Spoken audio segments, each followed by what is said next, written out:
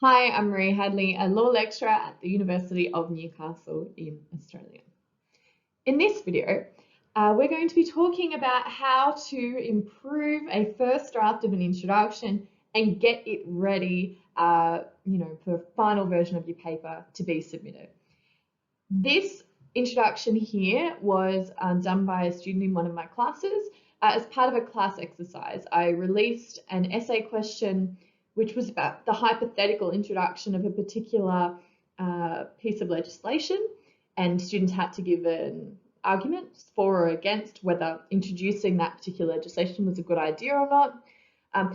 As part of a class exercise in the lead up to the submission of their assignments, I asked my students to prepare a draft introduction. And this is one of the drafts that was prepped. Now, I was very, very happy that this student had done this because this was not a compulsory task, okay? But I just wanted to give that little bit of background information because this was a true first draft, okay? So this is not what was ultimately submitted. But in terms of the introduction here, all right, so you can see the first sentence that we've got, okay? It refers to the question. So remember that the question was about the hypothetical introduction of a piece of legislation. Okay, so the student restates the question and then they state what they're going to do in their next sentence. Their paper will broadly define the doctrine of frustration as it applies to contract law. Okay.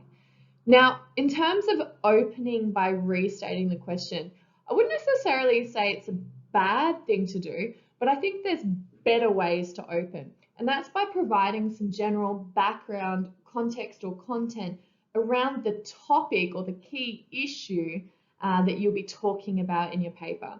So here, the proposed legislation was around altering the doctrine of foreseeability as it pertains to general law frustration claims in contract.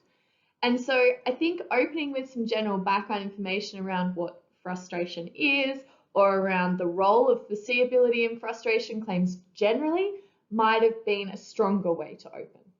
Okay. In terms of the next sentence then, so in response, this paper will broadly define the doctrine of frustration as it applies to contract law. That sentence is incredibly general. It tells me, as your marker, very, very little around where the paper's going and what position you'll be taking. Because remember, the question was asking you whether this piece of legislation should be introduced or not, providing reasons. Now, saying that your paper is going to broadly define the doctrine of frustration, which is, one level above what the question's even asking you about foreseeability's role in frustration, that's too broad to be helpful, okay? Now, in terms of the next sentence, okay, so remember this is a first draft, so the written expression is a little bit kind of rougher, potentially, than what you'd expect, okay? So we've got this sentence here, all right? Provide an analysis of foreseeability in the context of frustration claims. Okay, so obviously there's a few structural issues with this sentence, but apart from that, if we're looking at what the purpose of the paper is, which is to provide an analysis of foreseeability in the context of frustration claims, okay, so that's a little bit closer to what the question's asking you, but just like the sentence before it, it's too general, okay? Analyzing foreseeability doesn't tell me about what you're ultimately arguing around foreseeability's role. It doesn't tell me whether you're arguing that the legislation should stay or go. It gives me no hint of the kind of points you're going to be proving along the way to sustain your thesis, your ultimate response to the question. So that sentence is a little bit too general as well. So you'd want to fix that on your next draft too.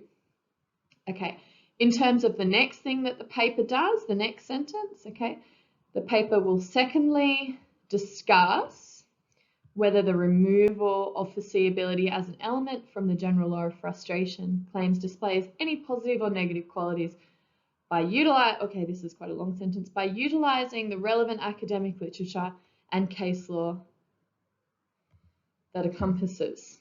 Okay, now I have some structural issues here with the sentence, with the syntax.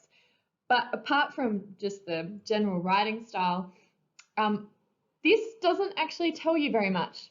Again, okay, so the last two sentences before it and this sentence here, it just tells you that you're going to be discussing the question, okay, so whether foreseeability should stay or go. And you're saying that you're going to be looking at whether it's positive or negative, and that you're going to be drawing upon cases and literature. That is at such a general level that it's not particularly helpful. It doesn't tell me with specificity what the scope of your paper is. It doesn't tell me, so for example, what you're going to be looking at in each of your sections. It certainly doesn't tell me what your arguments are. So what do you argue along the way with regards to foreseeability? And it also doesn't tell me your thesis. It doesn't tell me what your ultimate response is around whether this legislation should stay or go. So once again, this sentence is just a little bit too general to be helpful to the student in terms of introducing their argument and in terms of, I guess, laying out for the marker exactly where their paper goes, what they argue along the way, and how they conclude. Okay, so it's too general as well. All right, but the student is telling me that they've read the question in that particular sentence. All right, now if we look at the final sentence, okay, to deliver a constructive position concerning Parliament's intention, right, foreseeability aspect of the doctrine of frustration. Okay, apart from some written expression issues with this sentence as well, I don't know, doesn't tell me enough.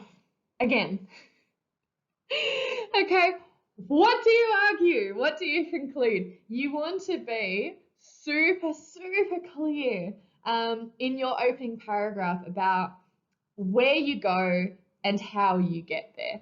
As your marker, I don't want any surprises, okay? I want to know exactly what's coming, and this last sentence, like the three sentences before it, doesn't give me enough specificity. It doesn't give me enough detail. So for this student, and I know they did end up doing this because I've marked their final version of this particular paper, but for this student or a student who had an introduction with these types of issues leading into the final submission, what I would say is once you have your full first draft written, make sure you read it through in its entirety and think about the position you take, write it down in a sentence. Think about the arguments you make along the way that support that ultimate conclusion, that ultimate position, that thesis. And then once you have clarity around what you argue and what you conclude, come back to your introduction and then, ease your marker into your paper by providing a little bit of background context, but then also tell me what the scope of your paper is, what you look at in your sections, okay? And also in the context of doing that, tell me what you argue, tell me what you conclude, lay it all on the line, and you will be one step closer to having an awesome introduction. That's my top tips on how to turn a quite generally stated introduction into something that has the specific details, or has a great level of detail sufficient to kind of move you into those upper mark ranges. That's essay tips, writing tips, introduction tips from me for today. Thank you.